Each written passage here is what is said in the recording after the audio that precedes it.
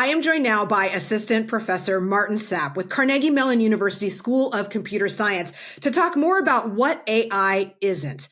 Maarten, how are you doing today? I'm good. How are you? Fabulous. Thank you for asking. There's such enthusiasm around AI and NLP, but in reality, I think in terms of the broader discourse, there's things that a lot of people get wrong in this conversation. How would you offer some clarity there? I think that there's a bunch of things that people get wrong in sort of the conversation. And a lot of it has to do with believing the hype that the makers of these AI systems are perpetuating. One of the big things that people get wrong is that it works really well. It actually doesn't work well for a lot of cases, a lot of times.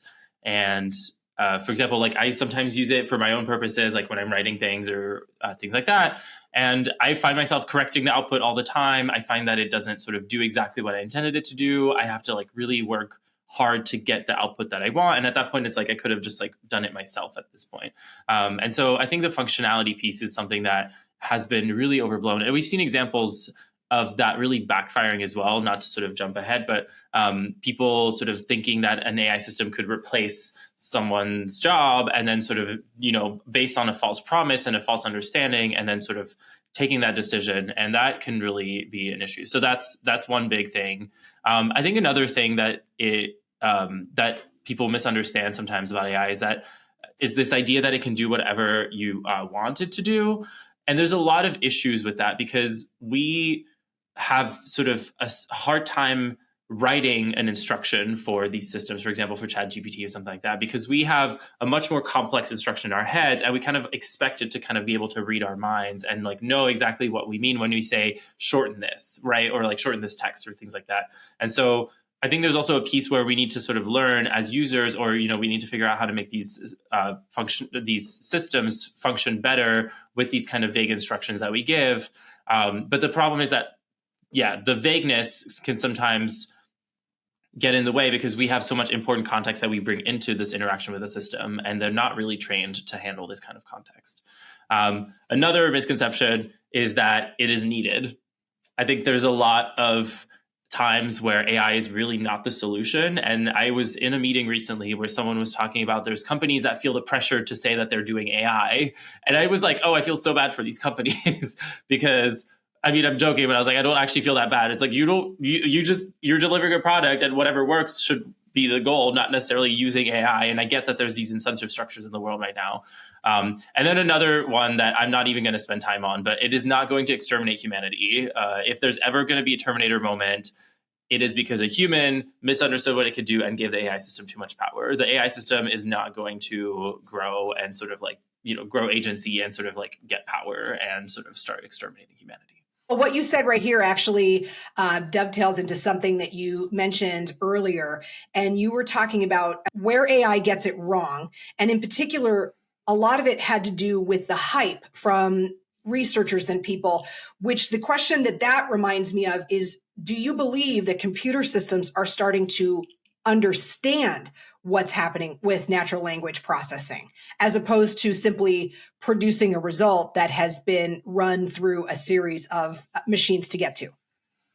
Yeah, that's a really interesting question. And I think that a lot of people think that understanding is this kind of like human-like goal. And if a system understands, then it means it's kind of nearing human-like intelligence. But I think to me, this is kind of like not the interesting debate, because I think understanding in general doesn't really mean anything to me. What I want when I'm sort of talking to someone else is I want them to understand for the purposes of like our conversation or our goals that we're trying to accomplish together. And so I'm not necessarily looking for a general complete understanding as much as like an understanding in the context of the goal that I'm trying to accomplish. And so I think this sort of like, it's almost like a red herring to think like, does it understand? Because it's not about like just general understanding, because understanding means we can derive hypotheses from things and we can sort of like move forward with these things. It's like maybe not at that level, but like there's sort of more local understanding that these AI systems can do, like summarizing an article or things like that. But one of the challenges is how we interface with ChatGPT or something else, because we're asking incomplete sentences and the response is coming out in complete sentences. There is, I think, a misperception by the broader population that there is understanding, and that's where you have to be careful because of the social biases and the lack of social common sense that these, AI models have at this point. Would you agree or disagree?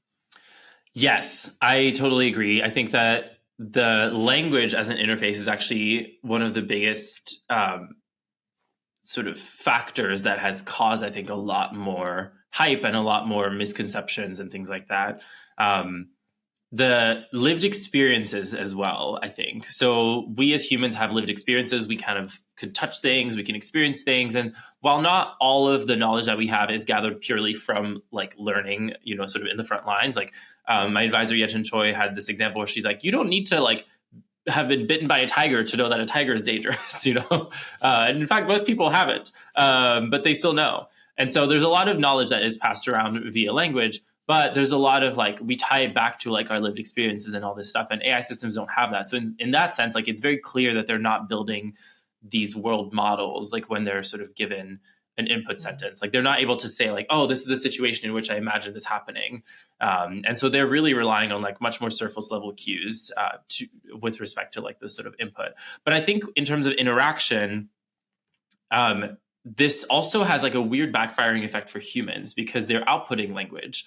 And so we as humans attribute more lived experiences to things that produce language, I think. And so this is interesting too in the sort of social emotional sense, because I think language is not factual necessarily. It has all sorts of social components to it as well.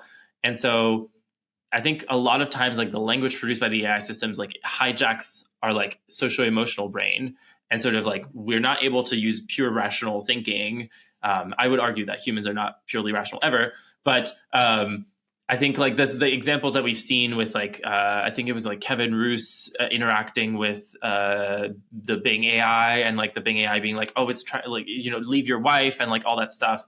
That is like what we're reading into this language. Like the system has no intention to like be in a relationship with that guy or anything like that, but we are reading a lot into it, and that's what I worry about too. And there's a lot of I can talk more about this, let me know if you want to, but there's a lot of things that like come with language that I think that hijacks like the way that we think about these systems.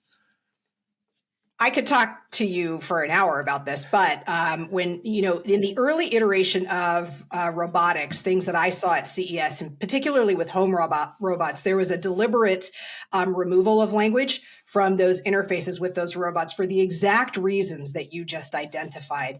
But I do want to ask you how the work that you're doing at Carnegie Mellon University is working to get ahead of this and to create a more equitable and fair system in place for people to interact and use AI in the future. I think that the language that's so interesting, the example that you brought up of like the sort of home robots thing, because it is truly a dilemma in my opinion, because there is also benefits to having language as an interface, because it lowers the barrier towards being able to interact with this. Like if you think about the early days of Google, I think people were confused on how to use it because they had to put in like specific keywords, and it was kind of dependent on how you ordered your keywords and things like that, and you sort of learn how to do it. But now if you sort of like interact with it in natural language, it does lower the barrier a lot more. So I think that there's advantages to it as well. But in terms of the work that I've been doing, I've been really interested in studying this piece of like, how does a system speaking language actually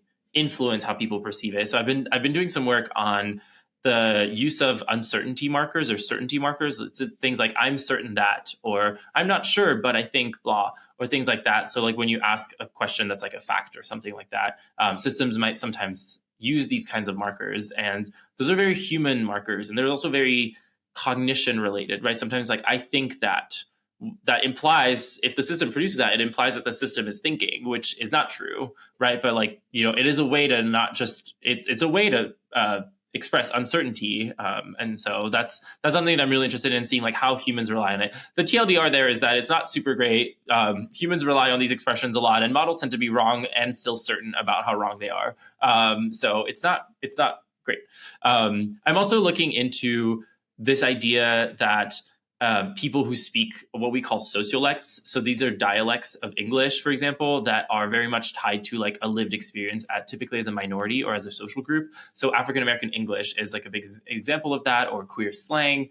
And so we're really interested in studying this, like, how do people from those communities perceive an AI system that would be able to produce language in that sociolect or in that dialect? Would it be sort of perceived weirdly? Would they lose trust? Would they want that? And so this is, again, sort of like thinking about like the hard questions of like, we want maybe that technology to work for everyone, but like, should they be speaking into a different sort of like more wide aligned dialect when interacting with these technologies? Is that fair to ask them to code switch when like, you know, white people might not be code switching? So there's all sorts of really interesting questions there. It is both incredibly exciting and academically also a little bit stressful. What keeps you up at night in this world? I think the language piece really does keep me up at night, because I fear that there's a lot of illusion of rationality that like language just hijacks for us. And so I think I'm excited. I'm no longer as afraid maybe as I was, and I'm just more excited to study these things more. Like, how does this language piece being generated by an AI, how does that affect people? I think about that. And then I think about the sort of the trend for general purpose everything, and that it seems to keep me up at night as well. Like this idea that like in the field, you know, academia and also in tech sort of industry, there's this idea that like you need to like build a model that's going to work for everyone. And I really question that, because we want things that work for people, but sometimes and oftentimes the right thing that works for someone is not the same thing that's going to work for someone else. And specifically when it comes to safety, like there's a lot of talk of AI safety these days, but a thing that is safe for someone might not be safe for someone else. And so I fear that like we're making the most like milquetoast AI that is going to be completely inoffensive to like a Southern grandmother. But who are we sort of excluding from that conversation by making it for that kind of like nebulous? I'm using Southern grandmother as an example, right? But like this idea, this sort of like dominant majority class person who might not like swearing, who might not like discussions of homosexuality, you know, like things like that. And that sometimes really can be, that keeps me up at night. What are you most excited about? I'm excited about studying the people aspect of things. So I'm really interested, like I said, so studying like how people react to this, how people can do good with this. So, you know, while I talked about sort of the harms and benefits in this project where we looked at the instructions and how people might want to use AI, there's a lot of interesting applications of AI that people are interested in. And I'm excited to be able to maybe like surface some good ones that we could encourage people to work on. So, Maarten, I love that in a discussion about AI, it's back to the people, and that's what you're enthusiastic about. Always. Yeah. Thank you so much for your time. Yeah, thank you. Continuing our conversation about what AI isn't, I am joined now by Hoda Heidari. She is with Carnegie Mellon's School of Computer Science, and there are a number of different things that you do at CMU. Hoda, walk me through the different departments that you're working with right now. Sure, and thanks for having me. My main affiliation is the machine learning department here, but I also am affiliated with the Societal Computing Institute here, the Human Computer Interaction, and the Heinz School of Public Policy. It's not lost on me that a lot of the solutions that I have distilled from talking to academics like yourself are also going to require an interdisciplinary approach in terms of bridging the gap between lawmakers and technology giants and academics and actual businesses using these products. So you've really teed me up for something here. Tell me a little bit, you were comfortable sort of describing to me some of the areas that you're most interested in machine learning. Is it generative AI? Walk me through where your passion lies and what it is that you're hoping to accomplish in an academic sense. Absolutely. So the kind of use cases of AI that I am most interested in is the use of AI for automating or assisting any kind of decision making or workflow in society that we consider high stakes, right? Something that matters to us. To just give you an example of the type of decision making system that my work scrutinizes, predictive AI, where the goal is to basically let's utilize the data we have to figure out patterns in this data so we can make a prediction about the future, right? Something that instances that we haven't seen before, we want to utilize statistical patterns in the data to make a prediction about it. One very familiar example of that is loan decisions, right? So we all know that there is this credit scoring system going on, right? So based on all sorts of data that the financial institutions have on me as their client, they make a prediction about how likely I am to default on a credit card. And based on that prediction, they make a decision as to whether to approve my application or not, right? So this is a canonical example of what I consider predictive AI. So predictive AI these days is utilized in all sorts of domains, from medicine to education to employment. We all have been subject of these kinds of tools, whether we know it or not. And especially given the fact that we now have these powerful computers and lots of data that we generate every day on as we go about our day-to-day practices, this is a very promising use of that data and the computational power that we have. So the idea is that we apply AI technologies to come up with these predictive models, and then we utilize those predictive models to automate certain decision-making processes. How do we start getting ahead of this problem so that the results that we are depending on as we move forward and embrace this new technology are in fact the most robust and truthful and trustworthy out there? AI systems come about through a life cycle, and different stakeholders, different AI actors contribute to those different stages of the AI life cycle. And in order for us to address the issues that we have seen so far, issues of hallucinations, lack of reliability, harmful errors, disparities, and so on, we need to ensure that each of these AI actor group knows what they are responsible for and what they should do to address their responsibilities, to discharge their responsibilities properly. So I'm happy to talk about one or two specific examples, but this is very much an active area of research. Is it safe for me to assume that the one or two examples that you would reference might fall into that evaluation category? Because that seems like, of all the things you've mentioned, is potentially the biggest safety net, maybe one that doesn't necessarily impede the rapid adoption, but allows for the back end to fix it. Because this, I feel like the train has left the station. Does that make sense? And so evaluation is maybe critically important for getting ahead of this. Evaluation is critically important, but I think it is important to also understand that, for instance, training is very important. One thing that I hope we can talk about is how important it is for us to educate researchers and engineers who think about the longer term impact. They understand that the choices they make at the earlier stages of the AI lifecycle are going to have these important implications down the line. So raising that awareness is very important. I agree that it's not an immediate thing, right? It's not something we can do for the existing AI systems. So in that sense, I agree with you that it's more of a longer term undertaking, but I think it's equally important because ultimately we need to make AI a mature technology. And if our designers and researchers treat their job as just an engineering and a scientific endeavor without considering the human implications, that will we will continue having these issues. Then let's go into a couple of examples, actually, from whatever it is that you are keen to speak about it. If it's training, evaluation, or even just making a decision about when AI is the right tool, please feel free. Provide some examples. The topic itself is fascinating to me across all the avenues that you just spoke about. Yeah. So in terms of concrete solutions, I think it is. I would categorize it into three broad categories. One is trainings for different AI actor groups. I think that's critically important.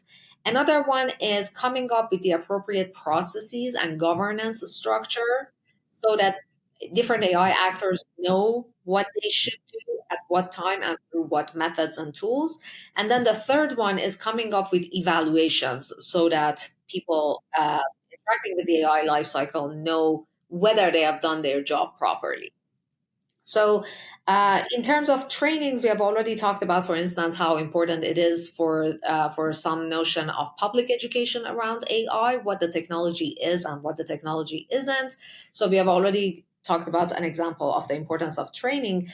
In terms of the existence of processes and tools, I can tell you about some of the work that myself and some of my other colleagues at Carnegie Mellon have done in collaboration with public sector agencies, with the goal of designing the appropriate protocols, the appropriate questions, if you will, to ask ourselves and the stakeholders at the earliest stages of the AI lifecycle to determine what is the appropriate use of AI. Is the use of AI appropriate in this domain? So that's one example of the second category. And the third category is a category that's very important in the near-term future, especially given the fact that these, in many contexts, these systems already exist, right? So the use of AI in lending is something that has been there for a while. It is here to stay. The use of AI in education, employment, and so on. These are systems that are already there. So when you have a system that's already there, I think it is important to, at the very least, do proper evaluations on them. With the traditional view in AI is that there is this notion of accuracy of predictions you want to maximize for. And that's certainly very important. That's at the core of what that's at the core of how we come up with AI tools, how we fit an AI model or a statistical model to the data we have. But that's not the only thing we should care about. For example, my own work has proposed several metrics and measures for capturing problematic disparities in the outcomes produced by the AI system. Some people refer to them as mathematical notions of fairness, right? So these are equations that we check whether does this equation hold or not. Given this model we've trained, does this equation hold or not? And if not, then we need to go back and see why not, right? So if the models seem to make positive predictions at a very different rates for female versus male applicants for this credit card, then we need to go back and see, was this a problem with the data? Was this a problem with the model? What should we do in order to address this disparity? So just to give you an example of the type of evaluations that are out there, fairness issues is just one of the many issues we need to consider when it comes to the use of AI in socially high stakes domains. There are issues surrounding transparency, privacy, safety, security, and so on and so forth. And I would say we are at the earliest stages of coming up with a reliable evaluation arsenal, but there are very important efforts going on, particularly at Carnegie Mellon. I think we are at the forefront of producing those metrics and measures. Given that this particular segment addresses what AI isn't, when is AI not the right choice? That is a good question. So I would say AI is particularly effective when the task at hand is well structured. We have ample data, ample prior data that we consider to be a good representation of the ideal ground truth. And then the predictions the models generate are not themselves changing the world, right? So if we have there are certain canonical ways in which the use of AI can lead to all sorts of failures, right? So, for example, one of those canonical cases is that the phenomenon we are trying to model is just not stationary, right? It keeps changing. Particularly as we make predictions, the predictions impact the phenomenon at hand, right? So that's one way in which, and the technical term for it is distribution shift, concept drift, and so on and so forth. This idea that the thing we are trying to model is itself changing. That's one way in which we can get unreliable behavior out of our AI models. Another issue that we commonly have to deal with is that these models are relatively data hungry. They require a huge amount of data, numerous instances of the same task having been done. If we are in a setting where we have a couple examples, but a ton of information about those couple of examples, that's not typically an example, a task that is amenable to the use of AI. And more generally, I think when the AI system is part of a much broader decision-making process, it is very important to identify a piece that AI can help with. AI cannot automate the whole thing, right? So those are some of the canonical ways in which I've seen AI systems not performing the way we had hoped for. Are we doing a good job of getting to the solutions in an interdisciplinary sense with lawmakers? You've got the president, basically now very much so paying attention to what is going on in the AI space and trying to provide some framework around the directions that we're heading from a Washington, D.C. perspective. But you also have these technology giants and consumers. Are we doing a good job, or are we farther behind than you would like to see? I would say we are on a promising trajectory.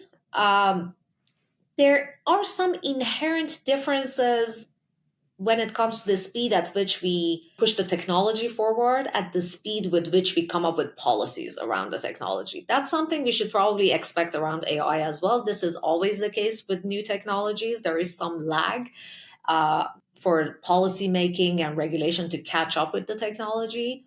I do think that we are on the right track, especially with the recent presidential executive order, which was a substantial document providing guidance or at least requiring the provision of guidance by federal agencies, and the new EU AI Act, which tries to put different AI systems that interact with people into different risk categories and regulate them differently depending on the risk associated with different AI systems. So I think in the next couple of years, we are going to see significant developments in the space of governance and regulation of AI. But again, I think I would like to emphasize that governments will play an important role, but we shouldn't wait for the government to do the governance. Governance is a distributed effort. All of us contribute to a system of AI governance, starting from we in the academy, in the research community who come up with new innovations, in the industry where the innovations become developed and deployed, the general public, the way they interact with these systems, their awareness matters quite a bit.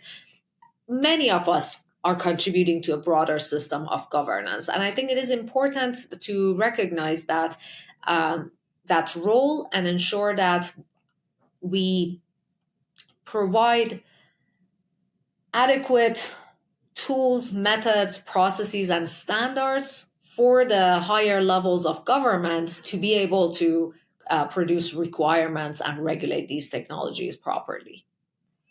I will end on an up note, but first I want to ask you, what is something that keeps you up at night when you think about this space, the biggest challenges that we are facing as a society as we begin to embrace this new technology? I think what keeps me up at night is the fact that, to me, there is a lot of excitement around the technology, and the excitement is justified. But what I am worried about is that we don't see the corresponding caution. This is a new technology. Even as creators of the technology, we don't fully understand why we see certain behaviors emerging from the technology. So I think it is important for us to make a point of ensuring that the public, and particularly people who don't necessarily know the technology in detail, for them to understand what the technology is and isn't, so that they don't go about using it in harmful ways. If you think that the technology can be applied to any social problem, that's a problem, right? Like it's not that. It's not an all-purpose tool. You need to really think about, is this the right technology to apply to this particular problem? And in terms of complex social problems, it could be a piece of the bigger puzzle, but we need a whole lot more before we can utilize the technology for the broader good of society and humanity. The real problem that I see is that AI is this shiny object and everybody is trying to somehow apply it to whatever problem without actually thinking, is this actually the right solution, or is it just a hammer I have and I'm treating everything as a nail? So that's the higher level problem that I see. Then let me also ask you, what is it that makes you very optimistic and embracing of what's to come? What I see is that there is a growing attention to the longer term and downstream impacts of the technology. And again, while I think we are at the early stages of turning AI into a mature technology that we can rely on, I do think that we are on the right track. Again, I think I will use CMU as an example. We do have a large number of faculty whose research directly addresses the human and societal ramifications of AI, for example. This idea of coming up with the appropriate standards for evaluation, standards for the process to follow, to design, develop, and maintain AI systems. So I think there are very valuable efforts ongoing, but we should expect this to take time. And in the meantime, I think it is important to proceed with caution. We don't want to say, don't use AI, we don't understand it, and get in the way of growth and innovation. But at the same time, I think growth and innovation need to be complemented with appropriate caution so that we end up with a technology that is useful in the long run, as opposed to moving fast and breaking things, see what happens. Hoda Heidari, thank you so much for your time and your perspective. Thank you. You've been listening to Does Compute, the podcast that examines how computer science is building useful stuff that works. Thanks so much for joining us. I'm Steph Stricklen.